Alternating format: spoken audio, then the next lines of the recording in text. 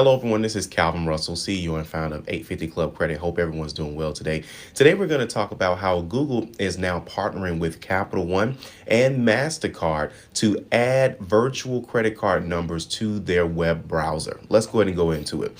So, for those of you who may not use the Google web browser, also known as Google Chrome, many of you may be using Safari or whatever, right? But of course, one of the largest web browsers, that's the only thing I use, honestly, is Google Chrome.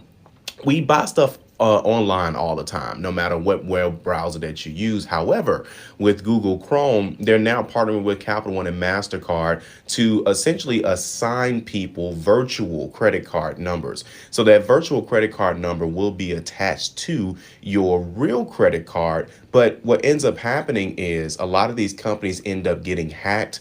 So if they hack the virtual credit card number, then it looks like they won't be able to take the information as, if they were to actually hack the merchant person themselves or the creditor themselves. Okay, for example, if let's say, for example, you are, going on Walmart.com, you buy something and then someone hacks into Walmart's, credit card database or whatever, and then they take that information. It's not much you can do about it. However, Google Chrome and Google in general is trying to do something about it. It makes people not want to shop online. I myself have been a victim of someone trying to use the credit card. So guys, I'm telling you, you got to keep an eyes. You got to keep an eye on your transactions just to make sure no one's buying anything.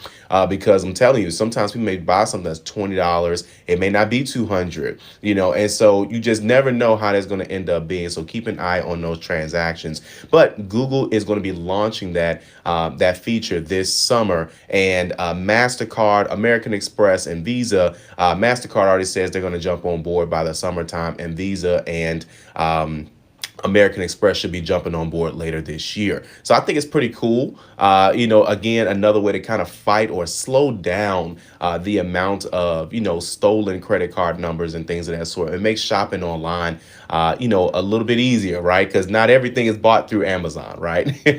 But either way, I thought that was a great story to share with you guys. If you like this information, like it, you want to share it. And as always, be sure to subscribe as we have nothing but great content on the way. Thank you guys so much. Have a great day.